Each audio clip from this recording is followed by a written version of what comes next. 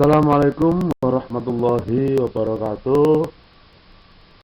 Anak-anakku sekalian yang dirahmati oleh Allah, pada hari ini, hari Jumat, di awal pertemuan kita di semester genap, kita ketemu lagi dengan saya, Ustadz Muhammad Arif, yang mengampu pelajaran Al-Islam.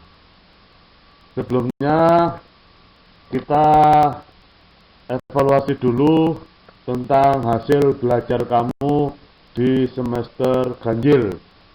Kalian sudah menerima rapot nilai khususnya untuk mata pelajaran Al-Islam yang nilainya masih C atau ada yang K, maka di semester kedua ini silahkan diperbaiki, baik dari keaktifan mengikuti pelajaran jarak jauh ataupun dalam pengumpulan tugas-tugas.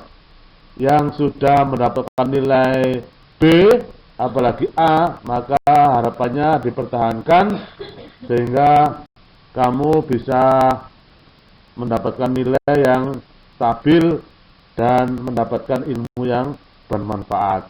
Baiklah anak-anakku sekalian, pada kesempatan hari ini, hari Jumat, kita akan belajar Al-Islam di bab yang ketiga, yaitu hormat dan taat kepada orang tua dan guru.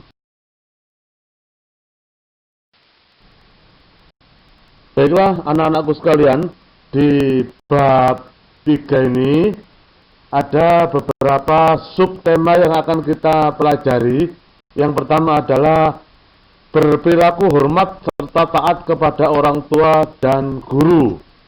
Jadi perilaku apa saja yang menunjukkan bahwa kita itu hormat dan taat kepada orang tua dan guru. Nanti kita akan jelaskan perilaku yang harus kita lakukan ketika bertemu atau menghadapi orang tua ataupun guru dalam situasi dan tempat manapun. Subtema yang kedua, penerapan perilaku hormat dan taat kepada orang tua dan guru dalam keseharian. Nanti juga dijelaskan bagaimana kita berperilaku sehari-hari dalam menghadapi orang tua dan guru, yang insya Allah kita akan bersentuhan, bergaul dengan keduanya setiap hari. Lalu adab seperti apa yang harus kita lakukan ketika nanti menghadapi orang tua dan guru dalam kehidupan kita sehari-hari. Jadi dua tema ini yang kita fokuskan untuk kita pelajari pada bab ketiga, yaitu hormat dan taat kepada orang tua dan guru.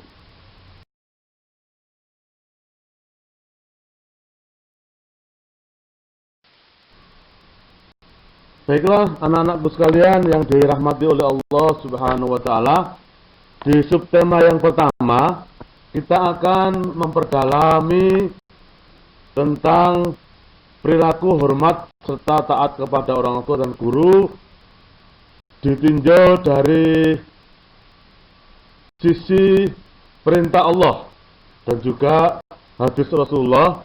Maka di sini bisa kalian lihat perintah hormat serta taat kepada orang tua dan guru di dalam surah Al-Isra, surat yang ke-17 ayat 23. Bisa kalian buka di rumah atau mengambil Al-Quran. Kita akan baca sama-sama apa isi dari surat Al-Isra ayat 23. Ayat ini khusus perintah untuk hormat, taat, serta patuh kepada orang tua. Sudah semuanya? Mari kita baca sama-sama. A'udzu billahi minasy syaithanir rajim. Wa qadha rabbuka alla ta'budu illa iyyah. alla ta'budu illa iyyahu wa bil walidaini ihsana. Imma yablughanna indakal kibar ahaduhuma aw kilahuma fala taqul lahuma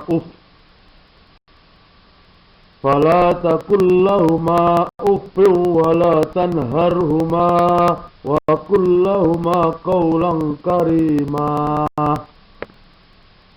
Jadi ayat ini berbicara khusus perintah Allah tentang hukum taat dan hormat kepada orang tua. Kita akan baca artinya di surat Al-Isra ayat 23.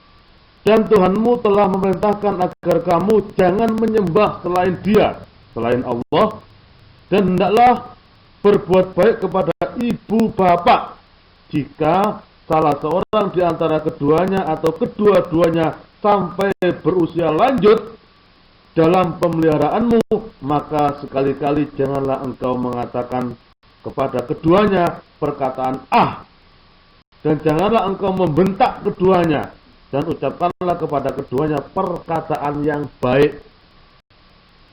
Ada 3 poin yang bisa kita ambil. Yang pertama adalah perintah untuk menyembah hanya kepada Allah Subhanahu wa Ta'ala. Jangan sekali-kali kita menyekutukan Allah, menjadikan selain Allah menjadi sekutu bagi Allah. Contohnya apa? Ketika kita bermain HP, sudah mendengar suara azan, tetapi kalian masih sibuk bermain HP, tidak segera bergegas untuk melaksanakan sholat. Ketika itu, maka kalian sudah dianggap menyekutukan Allah. Artinya apa? Menganggap zat atau sesuatu selain Allah lebih penting dibandingkan menyembah kepada Allah Subhanahu wa Ta'ala. Mungkin ini sering kita lakukan. Kita kadang-kadang meremehkan waktu sholat, menunda-nunda sholat. Bahkan Allah mengatakan, man taraka sholatan amdan faqad kafaro. Hadis Rasulullah, barang siapa yang meninggalkan sholat, meremehkan sholat dengan sengaja, maka dia dihukumi sama dengan orang kafir. Siapa itu orang kafir? Orang yang menganggap bahwa Tuhan itu tidak ada. Nah, maka perintah yang pertama adalah jangan sekali-kali kita menyembah, tunduk dan patuh selain kepada Allah Subhanahu wa Ta'ala. Itu perintah yang pertama di surat Al-Isra ayat 23. Perintah yang kedua adalah wabil walidaini ihsana, dan hendaknya kamu berbuat baik kepada kedua orang tuamu. Wabil walidaini, orang tua. Ya, harus berbuat baik kondisi apapun orang tua kamu. Mau orang tua kamu kaya, mau orang tua kamu miskin, mau orang tua kamu tidak berakhlak yang baik, mau orang tua kamu pemabuk, mau orang tua kamu apapun, kewajiban kamu sebagai anak tetap untuk hormat dan taat kepada mereka selama mereka tidak menyuruh kita kepada kesyirikan atau perbuatan yang dilarang oleh Allah. Nah, ini yang pertama. Yang kedua, kita harus berbuat baik kepada orang tua dalam kondisi dan tempat manapun. Ketaatan itu harus senantiasa kita perlakukan kepada kedua orang tua kita. Yang pertama ya, wabil walidaini ihsana. Imma yablughanna indakal kibar ahaduhuma aw kilahuma wala taqul lahumā uffin. Baik mereka itu ketika masih usia 40, apalagi ketika usia mereka sudah tua, sudah nenek-nenek, sudah kakek-kakek. Lebih kita harus berperilaku hormat dan taat kepada keduanya, dan juga kita harus memelihara kedua orang tua kita. Maka doa kita apa? Allahumma ighfir lana wali walidaina warhamhuma kama rabbayana Ya Allah, ampunkanlah dosa saya dan dosa kedua orang tua saya, dan sayangilah mereka sebagaimana mereka telah menyayangi kita pada waktu kecil. Kita dipelihara, kita dikandung oleh ibu kita selama 9 bulan, kita dilahirkan di dunia ini dengan susah payah, taruhannya nyawa. Kita dibesarkan, diberikan biaya pendidikan, diberikan makanan yang bergizi, kita tumbuh menjadi dewasa. Maka ketika mereka usia sudah tua, maka kitalah yang akan memelihara mereka. Dan satu, jangan sekali-kali mengatakan kata ah. Jadi di sini Allah menekan kata ah saja tidak boleh, apalagi kata-kata yang lain. Kita bisa dengar di beberapa berita media TV atau media sosial bagaimana anak berperilaku, bahkan naudzubillah ada anak yang membunuh orang tuanya, maka balasannya ada neraka dan laknat Allah Subhanahu wa naudzubillah summa naudzubillah. Maka usahakan apapun kondisinya jangan sekali-kali berkata ah. Ini umpama yang paling kecil, apalagi kata-kata yang menyakitkan, jelas dilarang oleh Allah Subhanahu wa ta'ala. Maka usahakan kondisi apapun kita harus tetap hormat, taat kepada orang tua. Nah, jadi itu wala tanharuma wa kullahuma qaulan karimah. Dan jangan pernah sekali-kali kita mengharditnya, membentaknya. Apalagi sekarang bahasa anak-anak apa? Misui wong tua. Karena kita minta sesuatu dia dikasih, orang tua dimaki-maki, laknatullah, maka akhirnya akan dilaknat oleh Allah Subhanahu wa ta'ala. Wala tanharuma, apa yang kita lakukan? Wa kullahuma qaulan karimah, hendaknya berkata yang baik, yang sopan, andap asor, selalu merendahkan diri kita di hadapan orang tua kita. Walaupun kita sudah sekolah tinggi, sampai S2, S3, menjadi guru, menjadi apapun pejabat, tetap kita harus merendahkan di bawah orang tua kita. Kita menjadi berperilaku rendah diri terhadap orang tua. Karena apa? Mereka lah yang membesarkan kita, yang mendidik kita, sehingga kita menjadi orang-orang yang sukses dan orang-orang yang dewasa. Itu pertama tentang perintah, hormat, dan taat kepada orang tua di dalam surah Al-Isra, surat ke-17 ayat 23. Ada juga hadis Rasulullah, ayu amalin ahabbu ilallah al-jihadu fi sabilillah wa birrul walidain. Jadi ada amalan yang sangat dicintai oleh Allah. Yang pertama adalah al-jihadu fi sabilillah. Loh, apa sekarang ada jihad, Pak? Tidak ada. Ketika kamu mencari ilmu dengan serius, dengan sungguh-sungguh, insya Allah itu ditulis oleh Allah sebagai jihad membela agama Allah. Yang kedua adalah birrul walidaini, berbuat baik kepada orang tua. Jadi dasarnya kenapa kita harus berperilaku hormat dan taat kepada orang tua? Karena apa? Perintah Allah dan perintah Rasulullah. Bukan karena apa-apa, karena Allah dan Rasulnya memerintahkan demikian, maka kita sebagai seorang muslim, seorang mukmin yang taat, kita harus mengikuti apa yang telah diperintahkan oleh Allah dan Rasulnya. Kalau kalian merasa bukan sebagai orang muslim, orang mukmin, ya maka kalian tidak punya kewajiban untuk taat kepada ini. Silakan kamu berbuat semaunya, seperti orang-orang kafir, orang-orang yang tidak menyembah Allah Subhanahu wa ta'ala.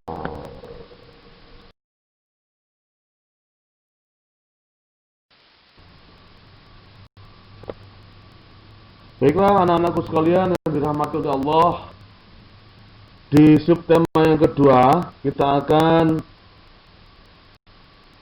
belajar bagaimana menerapkan perilaku hormat dan taat kepada orang tua dan juga guru di dalam kehidupan kita sehari-hari, dan hikmah apa saja yang bisa kita peroleh ketika kita berperilaku hormat dan taat kepada orang tua dan juga guru.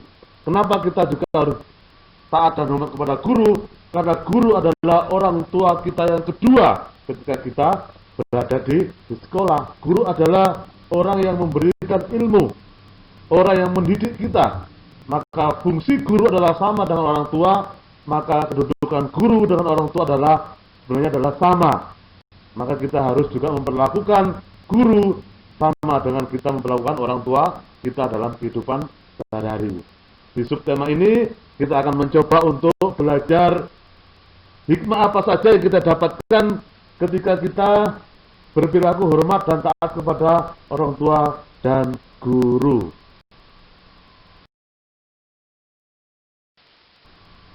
Satu, perilaku hormat dan taat kepada guru yang harus kita lakukan adalah dua. Yang pertama, kita harus bersikap hormat dan taat kepada orang tua saat mereka masih hidup. Yang kedua adalah hormat dan taat kepada orang tua saat mereka telah meninggal dunia. Jadi ada dua kewajiban. Tidak hanya saja kita hormat kepada orang tua, taat kepada orang tua ketika masih hidup, tetapi setelah mereka meninggal pun tetap kita harus hormat dan taat kepada orang tua. Bagaimana kita menghormati orang tua kita pada saat masih hidup? Insya Allah banyak sekali. Bagaimana kita senantiasa harus berperilaku sopan dan santun. Bagaimana kita harus berkata dengan perkataan yang lembut, tidak menyakitkan hati kedua orang tua kita.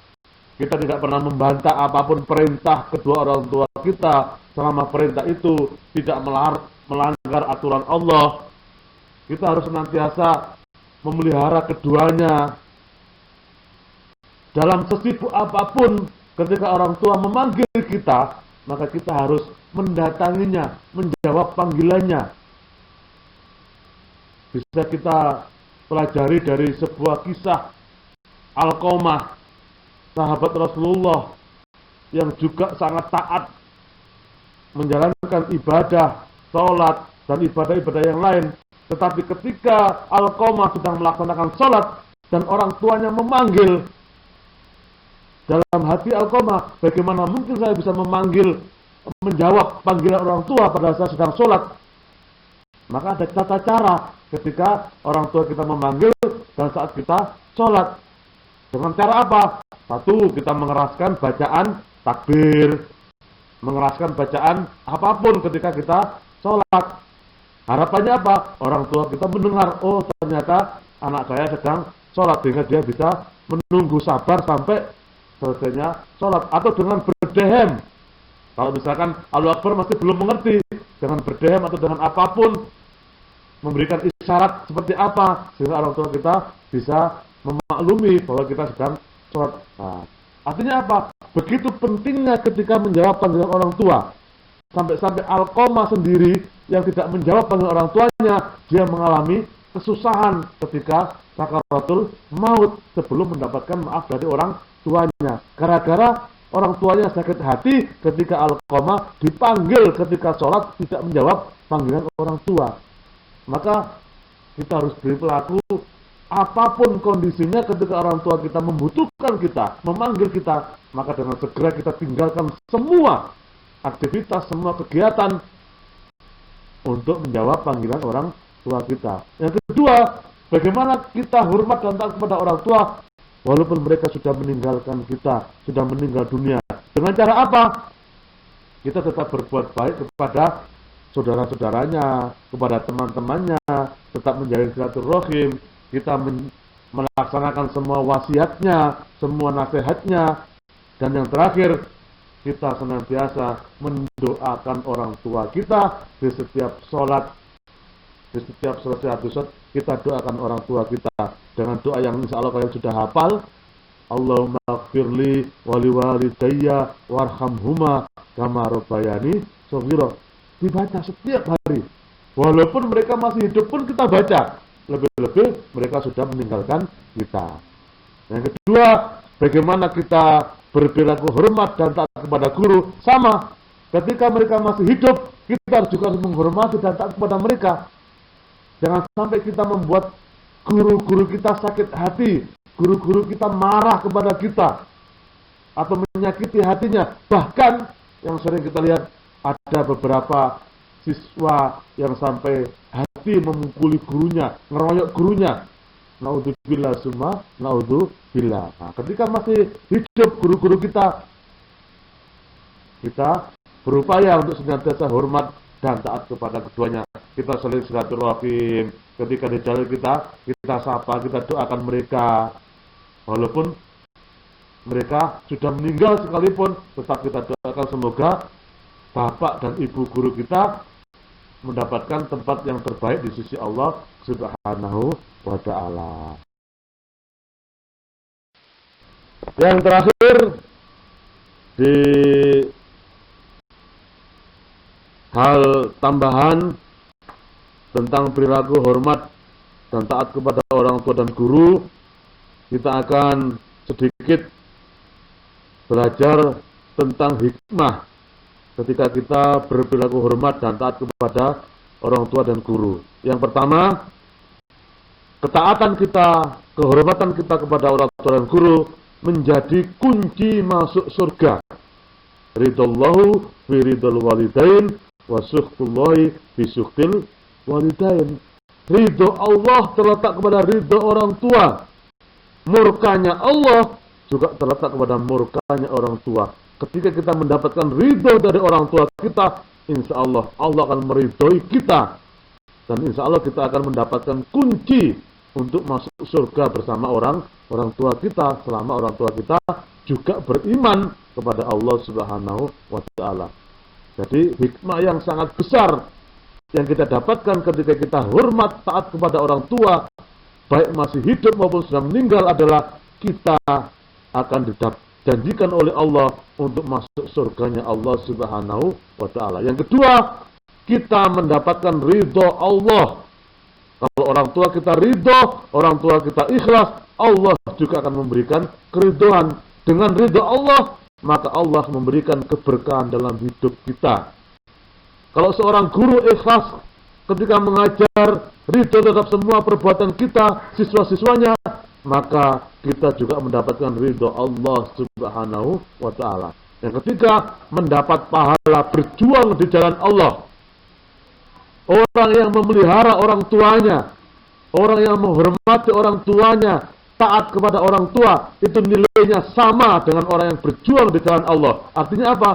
Ketika salah satu contoh, ada seorang anak yang berjuang memelihara orang tuanya, mengayominya, memeliharanya, memberi makan, dan segalanya, dan dia meninggal, insya Allah dicatat oleh Allah sebagai orang yang mati syahid, yaitu berjuang di jalan Allah Subhanahu wa ta'ala. Dan yang terakhir, Allah akan memberi ketenangan dalam hati dan jiwa. Sudah pasti orang yang mendapatkan keridhaan dari Allah, mendapatkan keridhaan dari orang tua, hidupnya akan tenang di hati dan jiwanya, tidak pernah dirasuki oleh sifat-sifat galau, sifat-sifat resah, sifat-sifat tidak tenang, mendapatkan ketenangan karena ketaatan kita, kehormatan kita kepada orang tua dan guru.